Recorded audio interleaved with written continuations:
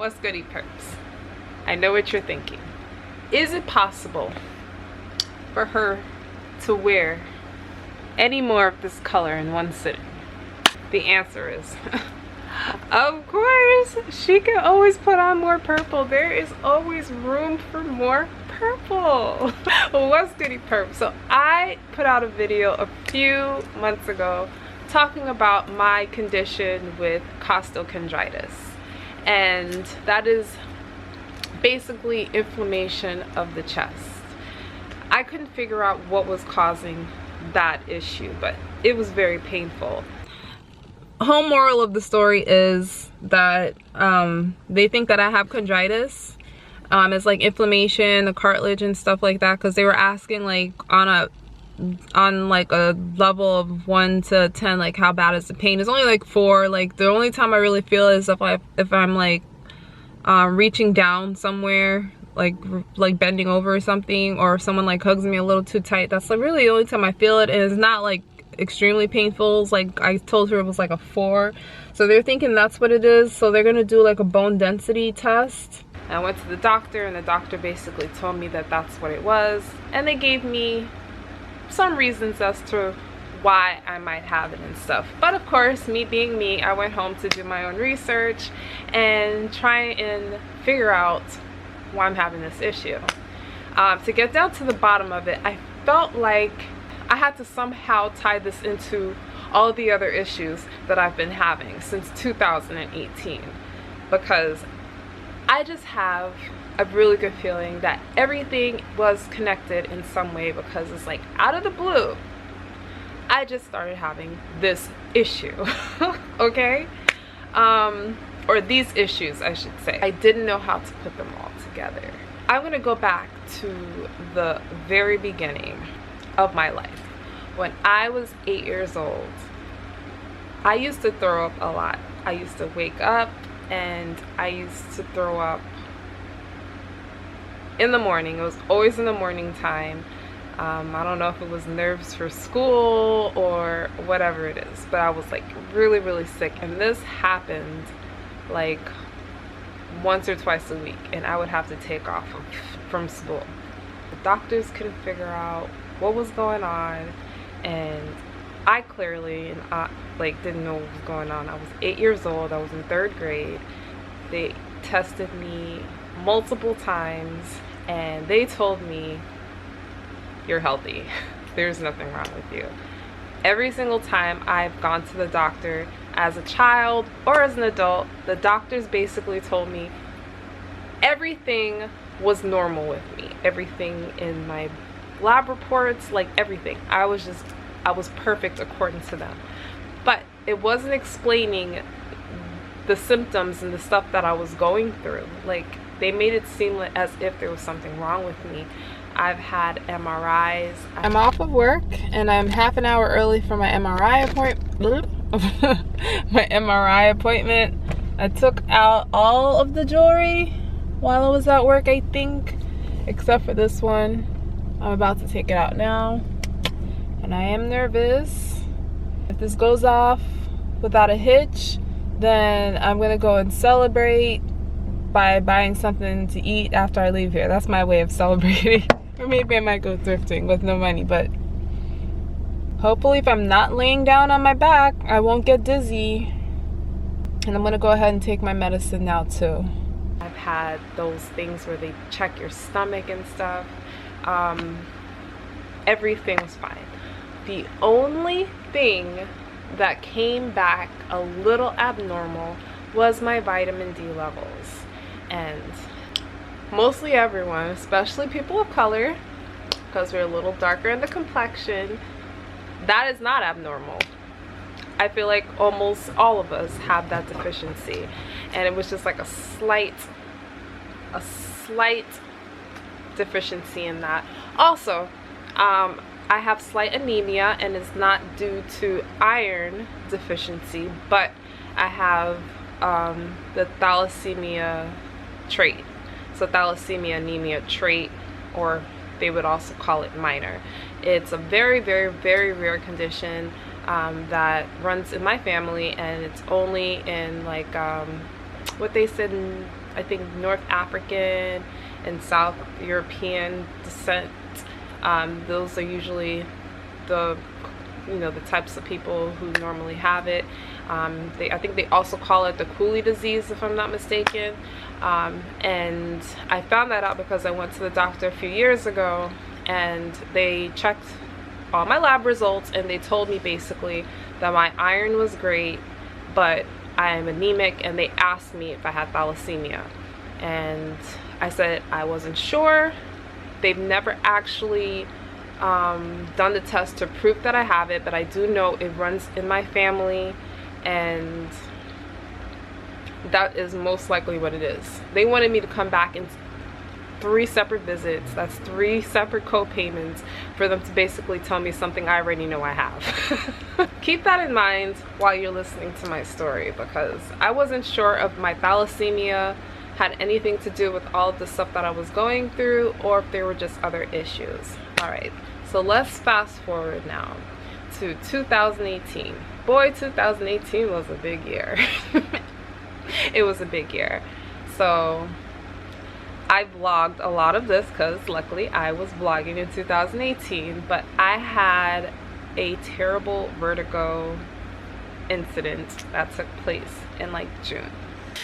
But what I was saying was that it is Monday. I can't believe I have to go through this again. It is Monday and I am not at work because of some things that went down on Friday, which was both embarrassing and kind of scary at the same time. I'm not going to get into it now, but I will probably do a story time video on it and record it and just not put it out for a while until I'm ready to actually like talk about it. But I want to record the videos so that it's still fresh in my mind, so for when it does happen, you know, or when I do decide to talk about it, you know, I remember all the details. And then it took place again a couple weeks later. I made it all the way home somehow, and as soon as I got home and laid in the bed, like a minute or two, that's when the absolute worst of the episode happened. And that episode lasted for 4 hours. 4 hours I was in this state of being paralyzed. I couldn't see, I couldn't think, I couldn't move, I couldn't do anything, I couldn't function.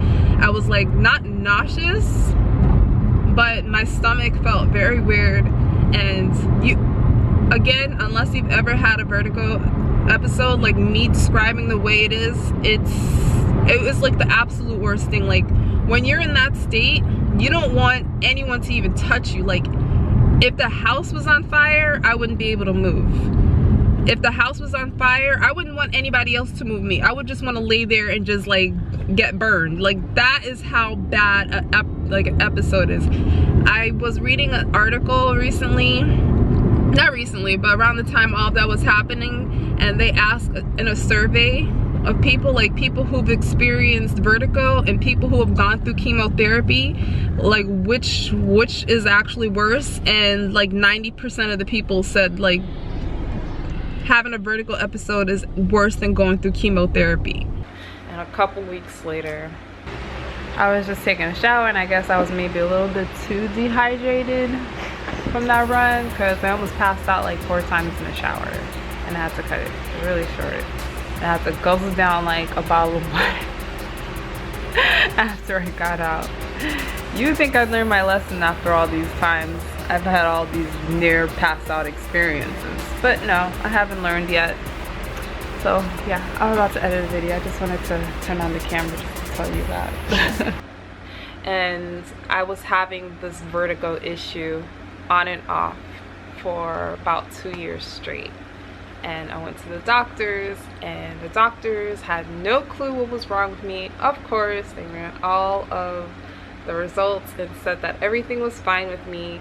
Every time I had the vertigo attacks, I was extremely dizzy, I was extremely weak, I was having terrible heart palpitations, my blood pressure was through the roof.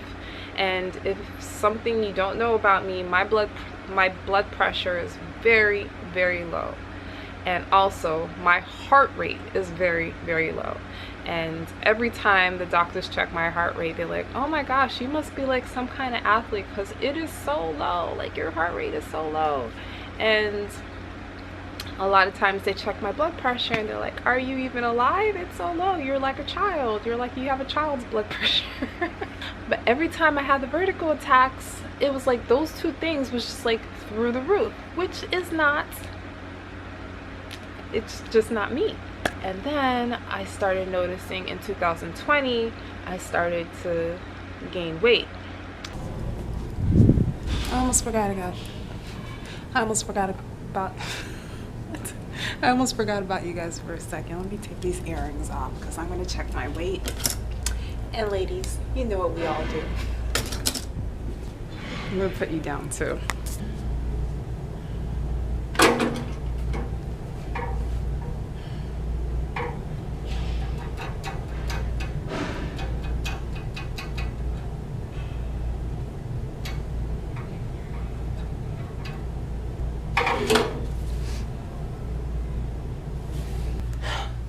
My weight has been doing some weird things lately.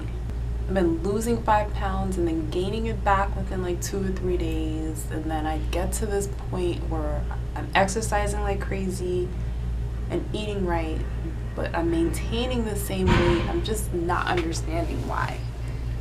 I'm getting a little frustrated and annoyed, and I'm clearly confused. Which was really weird because I'm an avid gym goer. I was going to the gym every single day.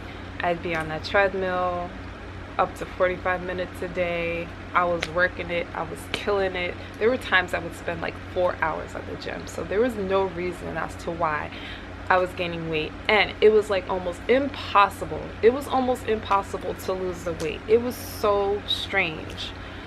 So not only was I starting to gain weight, but I was also starting to get like really bloated, and the bloat just never went away. Like, it never went away. It stayed until 2022. And I was playing around my diet. I was changing these things. I was cutting out dairy. I was thinking maybe I had a gluten allergy. I was doing the absolute most. Like, it was just like everything was just like, it was just, everything was just going absolutely crazy. So I decided to continue doing my research and try to figure it out, blah blah blah. So I've done so much research over the past few years and tried so many different diets to try and figure out what was going on with my body. I'm not even going to get into which ones it was, because to be honest with you, I've lost count. But I was on YouTube one day, and I don't know if you guys are familiar with Dr. Berg, but I happened to watch one of his videos, and I don't even think I was searching for it. I just happened to come up on this video, and I was listening to what he said, and it was a very short video, but boy was it impactful. Dr. Berg said, normally, if you get really dizzy when you stand up, you have some type of adrenal issue. And I was like, huh. Because I was just listening to another girl a few weeks before that. It was someone who promoted the Dr. Sebi-ish type of living and stuff. And she mentioned something about dizziness and something like that. And she said something else. She said some other symptom. I don't remember. It didn't trigger me until I heard Dr. Berg mention it. But she also said, oh, that's definitely, she didn't say adrenal. What was the word she used? She said pituitary. And pituitary is attached to your adrenals or whatever. She said that's definitely like an issue. And I'm like, maybe I should look a little bit into this. So I started typing in adrenal, vertigo, and I pulled up this video. This guy, I would say he probably saved my life. I pulled up this guy's video, and he went into details as to the stuff he was going through when he found out that he had adrenal fatigue. And I sat down there and I was like, vertigo, adrenal fatigue. Do I have adrenal fatigue? Because if you guys didn't know, I am, besides my vertigo attacks, I am the dizziest person ever. I am dizzy every single day of my life, and I am especially dizzy when I am getting up really fast, if I'm getting up very slow, if I'm standing up. There's a good chance I'm dizzy. Finished with the appointment. I feel like I just threw away money for them to see me because I didn't get any real answers. He was trying to tell me that he thinks I have Meniere's disease, which I know I don't, because I told him that I'm mostly affected when I'm sitting at my desk and not other times. And he's just not listening to me. Like, he kept asking like tons of questions, but he wouldn't allow me to actually speak. So in the end, he just wrote me a prescription so that I can get an MRI, and they want me to follow up with them. They want me to call this person and do this, and hopefully my insurance accepts it, and so much nonsense. So now I'm walking really far to find a bus so I can go home. I have the nastiest taste in my mouth. I don't know why. But I'm gonna have to figure this out on my own, because clearly they're not doing it for me. All the doctors are just confused what's wrong with me. I'm just dizzy all the time. There was a point in my life I thought it was absolutely normal until I started talking to people, and clearly they were looking at me like, Violet, that's not normal. You shouldn't be dizzy every single day of your life. And I'm like, but I'm always dizzy. Like, who isn't always dizzy every single day? It was so normal to me that I thought it was normal for everyone to feel that way. So I know this, the only time that I am not dizzy when I'm in stand up is when I'm drinking Gatorade. But I don't like Gatorade. I don't like all that sugar. All I like is my tea and my water and stuff. But that still had something to do with something. So I started watching this guy's full playlist on his issues with adrenal fatigue. He said that his adrenal fatigue started when he started drinking, when he was a personal trainer, and he started going extra hard in the gym, and then at the same time, like, he was very stressed out, and then he started experiencing the vertigo. This man was the only person on the internet at the time who was able to describe every last symptom I was feeling when I was going through my problems, especially with the vertigo. And I was just like in awe. Like, my jaw dropped. My jaw dropped. I was like, this guy knows what he's talking about. This is the only person that I can relate to on the internet right now. Like, he is speaking to me. He is the only person who truly understands me. Every single symptom that he had, I experienced. And I'm like, this has to be what my problem is. And I watched his videos for like 4 days straight. All day long. For 4 days straight. To get insight on how I could heal myself. And he mentioned a few things. Basically, like, a lot of sugar triggers it. He said that certain supplements and drinks that you can have to calm your body down and stuff. He talked about like how you need to get sleep. Like, he basically went into details on how he heals himself, and it took him, I think, 2 years for him to completely heal himself. And I was like, so wow, so you can be healed from this. But it was the closest thing anyone has said anything on the internet that made sense. Like, I figured that I had POTS syndrome and I had circulation issues and stuff. POTS syndrome is when you stand up and you're dizzy and stuff like that. But POTS syndrome can be caused from adrenal fatigue issues or adrenal issues. My downstairs bathroom so I can get ready for work, and I remember feeling like I couldn't stand up for too long, so I'm like, maybe I just need some fresh air, because the night before the spray, like some spraying thing was used in the house, and it, like a cleaning thing, it was sprayed in the house, and I was coughing a lot, so I thought that had something to do with it. So I was like, maybe it's still, that smell still lingering in the house, and maybe I just need to step outside for some fresh air. So I went outside, and I was sitting on the ground with my dog Wally for a few minutes, and I was still feeling like I was in this dreamlike state. After a while, I got up and I went to finish getting dressed. The whole time I was still weirded out. I put my contacts in and realized that my vision still was a bit blurred. So there was one video he made, and he listed all of the symptoms that he had that was related to his adrenal fatigue that went away after he started healing himself. And a lot of the stuff that was on the list was I was going through too. My list is so long. There were things I didn't even realize were symptoms and I thought was normal until he said it, and then I had to go back and I wrote down everything. So let me just tell you just a fraction of the stuff that I was going through.